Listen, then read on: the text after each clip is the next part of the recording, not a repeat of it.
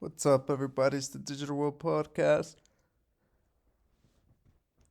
Looking at this article, you see that the stage has been set.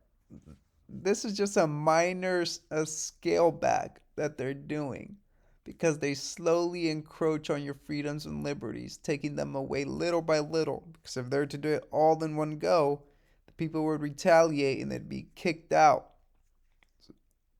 But here, you see that in Scotland, the MSPs. I believe that's probably like their minister or whatever prime minister, which would be equivalent to like our president here, I believe.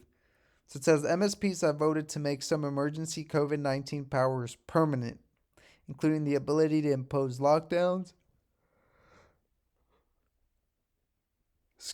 and close schools. No one ever seizes power with the intention of relinquishing it. Power is not a means, it is an end.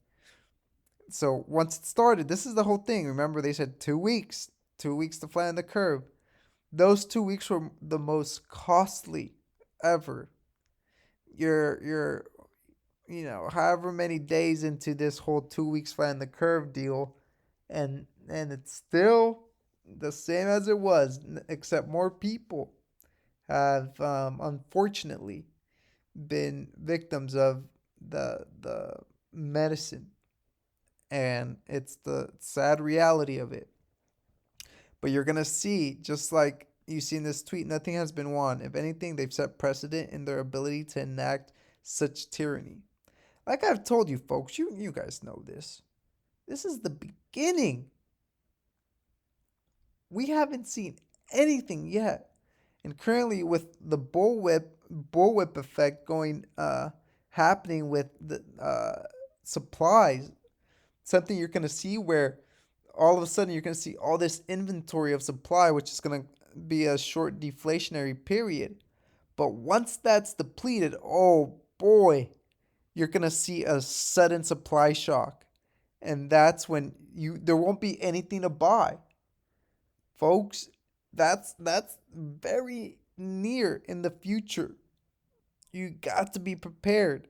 You've got to. And if that second pandemic comes along, like Biden says, oh man, that's just going to end up just destroying whatever is left. Here we see Mike Maloney, where he shows a picture of like the CPI.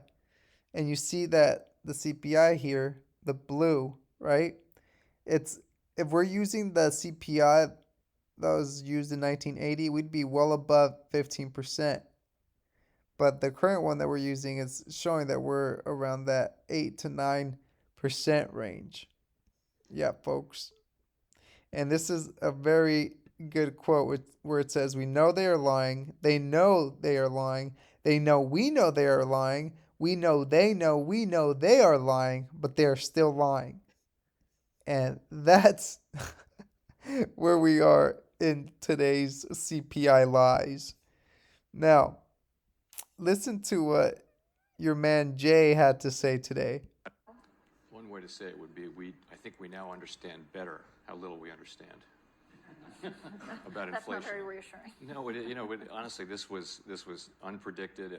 I was looking at our at the time of our June meeting 1 year ago, of the 35 people who filed with a survey of professional forecasters, 34 of them had inflation below 4% for last year. And of course, it was way above 4%. So really everyone had the same model, which was the Phillips curve model, and it just was not capable of producing high inflation.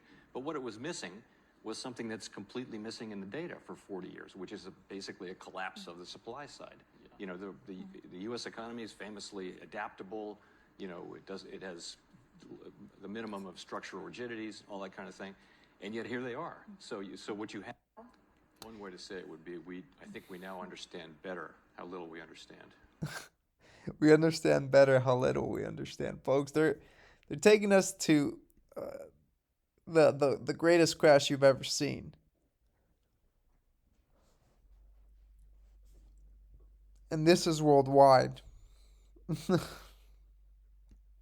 Okay. Now this chart is unbelievable. It says Picasso, Rembrandt, Monet. None of them could have painted a better picture of an energy crisis than this. And basically, what this chart is showing, dating back to, let's see, 2020, I believe, week one of 2020. So this is the crude gasoline and distillate inventory deficit to the 4 year average. So here you see there was a surplus, right? But look at this deficit. Look, oh my goodness. We're all the way down here around this between 270,000 and 280,000. That's our inventory deficit to the average.